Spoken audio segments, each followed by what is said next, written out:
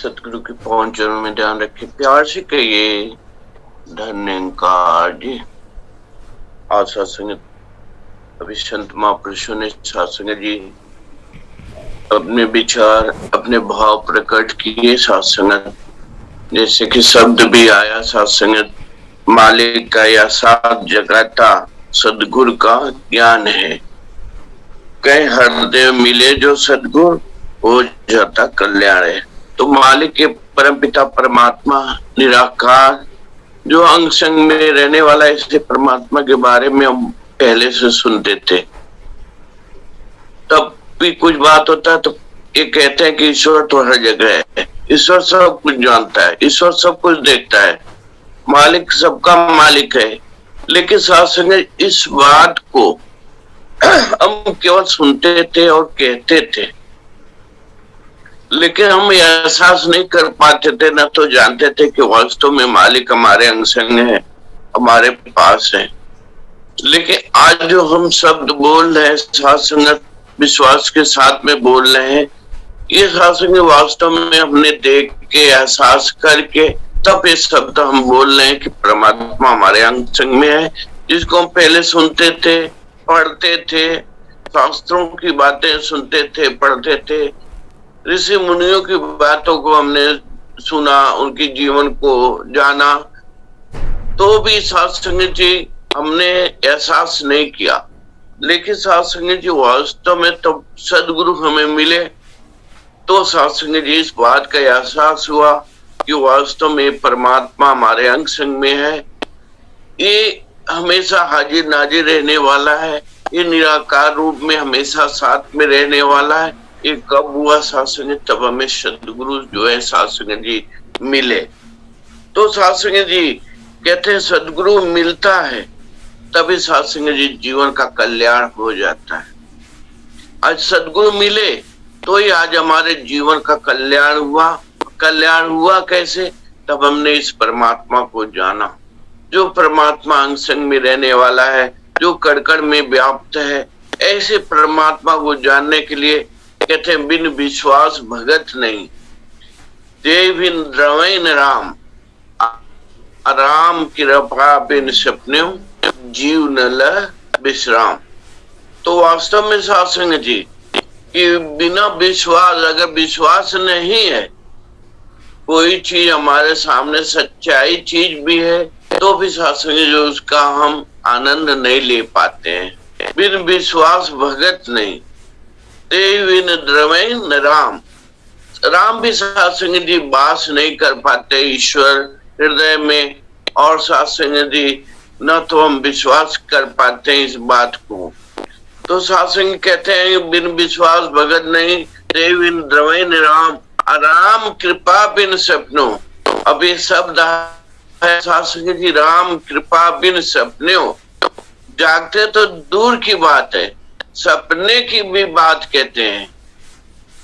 जीव न ले विश्राम, कि जीव को विश्राम नहीं होता। जिस तरह हम सपने में सोचते हैं, सपने में सोते हैं तो एक एक सत्संग जी हम बातें देखते हैं, हमारे जीवन में आता है सत्संग जी रात को सोते वक्त कि कहीं हमको शेर दौड़ा रहा है, कहीं किसी से मिलने गए, या कोई दुख है, कोई तकलीफ है, हमारे पैरों में चप्पल नहीं है, हम कांटों में चल रहे हैं, हमारे पीछे शेर आ रहा है। सत्संग अनेक तकलीफें आती है सत्संग, लेकिन हम कुछ नहीं कर पाते हैं। और उस सपने को सत्संग जी सपने में रहते हुए सारे सुख और दुख जो होता है सत्संग जी उसको हम एहसास करते हैं। बाद में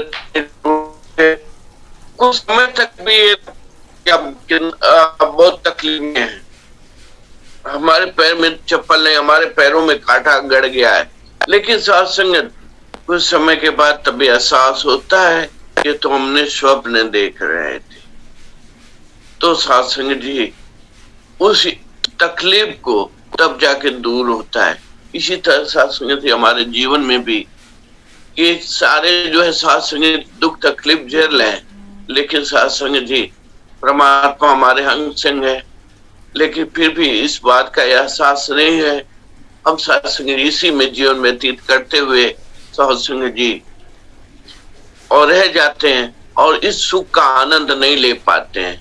जिस समय कहते हैं साध संगत जी, महात्मा सुखदेव मुनि साध संगत जी तब राजा जनक जी के पास गए ज्ञान लेने के लिए। तब उनके पिता ने भेजा कि जाओ वहां पे ज्ञान की प्राप्ति कर लो, ब्रह्म ज्ञान की।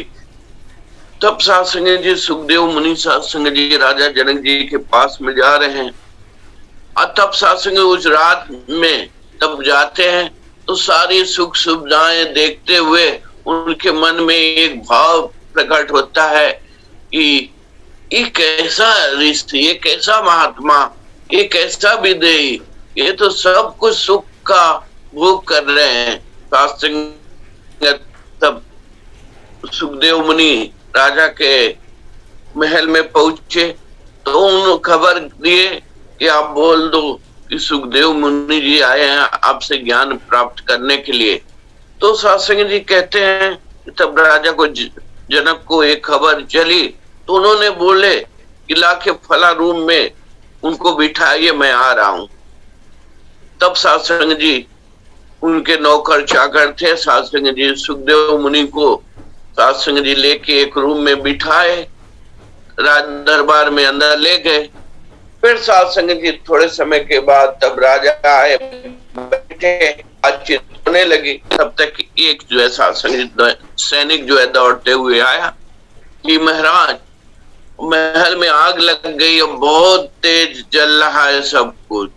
राजा तो चुपचाप पड़े हैं, लेकिन सुखदेव मुनि को ये लगा कि ये तो आग लगी है, इनको कुछ फर्क ही नहीं पड़ता है। तब तक दूर से थोड़े समय के बाद जो है साध संगत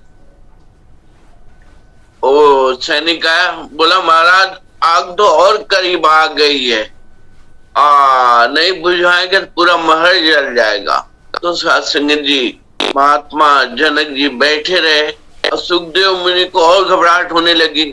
ये कैसा राजा, आग लगी है, कोई चिंता नहीं।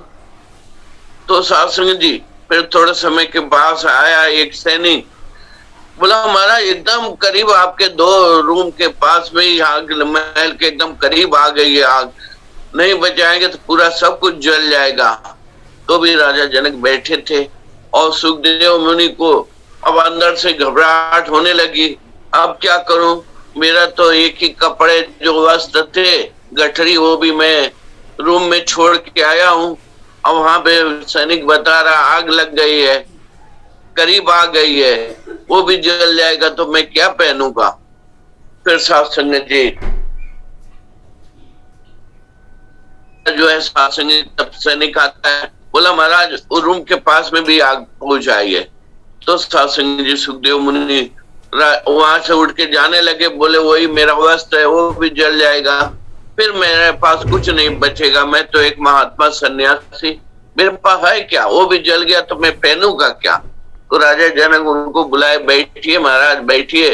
बोले नहीं महाराज मेरे पास तो एक ही है लंगोटा जो वहां पे छोड़ के आया, वहां पर भी आग लग गई है, आपको कुछ फर्क नहीं पड़ता है, वो भी मेरा जल जाएगा तो मैं क्या पहनूंगा।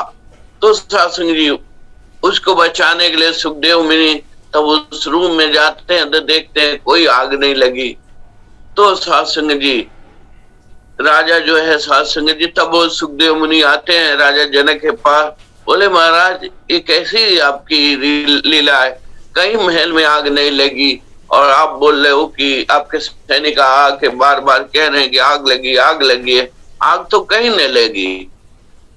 तो राजा जनक बोले मैं इसी बात को आपको समझा रहा था, समझाने की कोशिश कर रहा था कि आप जिस तरह महल में आए आपको लगा कि मैं इतना सुख सुविधा का आनंद ले रहा हूं, लेकिन मैं उसी तरह कोई आनंद नहीं, मैं तो एक महात्मा हूं, मैं अपना कर्तव्य का पालन कर रहा हूं, मुझसे कोई सुख हुए या दुख हुए उससे मुझको कोई फर्क नहीं पड़ा, लेकिन आपको एक वस्तु बचाने के लिए मेरी इतनी अच्छी बातों को छोड़ के आप भागने लगे, तो आप भी अभी भी माया के चक्कर में पड़े हैं, आपके पास एक ज्ञान टिक नहीं सकता। तो सत्संग जी सुखदेव मुनि चले गए, कुछ दिनों के बाद तब दोबारा आए, तब कहते हैं सत्संग जी राजा से बोले, राजा जनक जी मुझे ज्ञान दे दीजिए ईश्वर का। तो साध संगत जी कहते हैं कि उनके हाथ में साध संगत जी एक गिलास, कुछ लोग कहते तेल से, कुछ लोग कहते पानी से भरा हुआ था, और बोले कि जाओ और सैनिक से बोलो इनको पूरे राज का दौरा करवा दो, और पानी अगर गिरे तो इनका सीधा जो है सर जो है कलम कर देना, काट देना। अब सुखदेव मुनि साध संगत जी गिलास लेके जाने लगे, पूरा महल का चक्कर लगा के तब वापस आए। तो राजा पूछे भाई पानी गिरा? बोले नहीं, एक बूंद नहीं गिरा, मैं तो अपने सर को बचाने के लिए मैं पूरा ध्यान मेरा इस गिलास के पानी पे था, तो इसलिए मैं पानी नहीं गिरा और मैं लेके सही सलामत आ गया। तब राजा बोले आपने महल में क्या देखा, कौन सा सुख सुविधा आपने देखे, क्या किए एहसास किए? बोले महाराज इतना गाना बजाना हो रहा था लेकिन मैं तो कुछ देख ही नहीं पाया, आपके महल में क्या सुख है, क्या सुविधा है, मेरा तो पूरा ध्यान जो है इस गिलास में था। तो साध संगत जी उसी तरह राजा जनक ने कहे कि इसी तरह मेरा भी दशा है, मेरी भी हाल यही है कि मैं राज में रहता हूँ, सारे सुख सुविधाओं को देखता हूँ, लेकिन मेरा ध्यान जो है हमेशा इस निरंकार परमपिता परमात्मा के साथ में लगा होता है।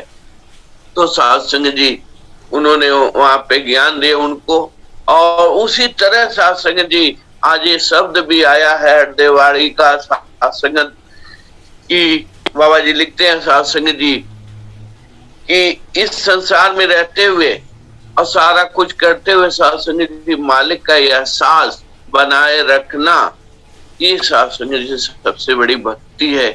संसार का एहसास तो करने वाले बहुत हैं, दुख दुख उठाने वाले बहुत हैं, एक दूसरे के पीछे भागने वाले बहुत हैं, लेकिन साध संगत जिसका ध्यान इस निरंकार परमपिता परमात्मा में रहता है, सदगुरु ने जो ज्ञान दिया है उस ज्ञान के साथ में जुड़ा रहता है, साध संगत जी उसे कोई दुख तकलीफ का एहसास नहीं होता।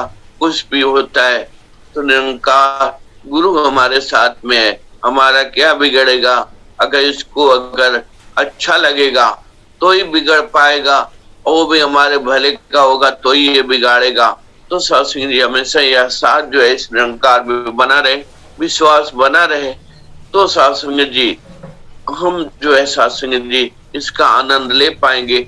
बाकी साध संगत जी आनंद तो लेने के लिए आपने देखा कि हम बात भी कहते हैं मीराबाई के जो राजवाड़े खानदान की थी, लेकिन साध संगत जी इस आनंद को लेने के लिए उसने सब कुछ त्याग के साध संगत भक्ति का राज चुना, और साध संगत जी इस जीवन को सफल बनाया।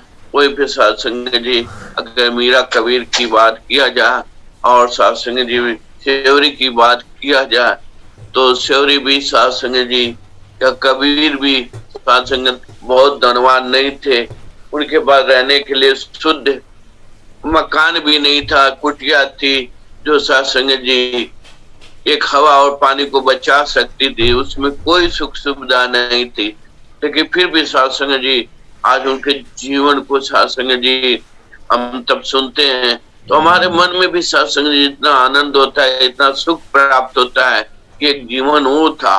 साध संगत जी उनकी कहानी सुनने से अगर हमें इतना सुख प्राप्त होता है तो साध संगत जी हम अपने जीवन को अगर उस हिसाब से चलाएंगे तो हमारे जीवन में साध संगत जी कितना सुख की प्राप्ति होती है। क्योंकि साध संगत जी जीवन भी कहते हैं इसीलिए मिला है कि प्रभु की प्राप्ति करने के लिए, भक्ति करने के लिए तब प्राप्ति होगी, तभी साध संगत जी भक्ति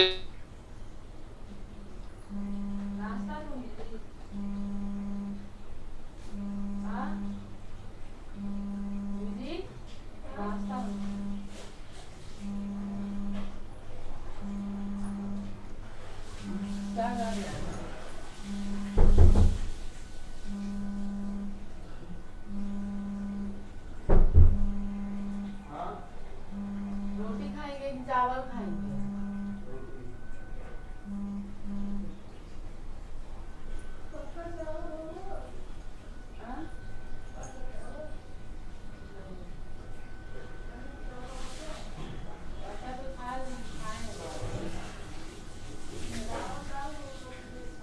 आती है, तब हमें सदगुरु के वचनों पे पूरी विश्वास होता है, पूरी लगन होती है, तब साध संगत जी हम जीवन का आनंद ले पाते हैं। तो आप साध संगत जी एक मौका ये जो है साध संगत जी बनता है, क्योंकि साध संगत जी हमें घर बैठे साध संगत जी सदगुरु के आशीर्वाद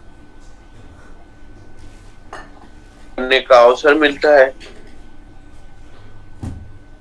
और सदगुरु कृपा करे कि साध संगत जी जिस तरह ये पावन पवित्र ज्ञान देके हमारे जीवन को सुखमय बनाए, उसी तरह साध संगत जी हमारा विश्वास इस निरंकार और सदगुरु के मन के इस एहसास को हमेशा याद करते हुए, इस निरंकार को हमेशा याद करते हुए अपने जीवन को व्यतीत करते हुए इस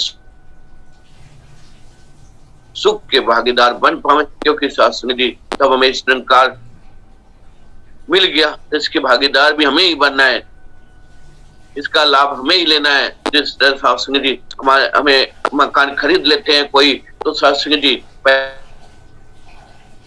ऐसे भी देते हैं, मेहनत भी करते हैं, करने के बाद जब मकान खरीदते हैं तो साध संगत कहते हैं कि उसमें रहने का आनंद हम खुद उठाते हैं। उसी तरह साध संगत जी तब हमें सदगुरु ने ज्ञान दिया है, तो साध संगत जी इस ज्ञान का आनंद और एहसास हमें ही लेना है।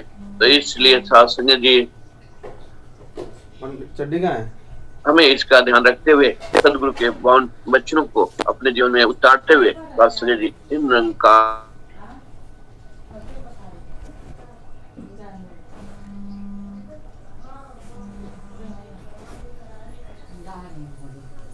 जी, थैंक यू सो मच जी। आप जी ने हम सबको भरपूर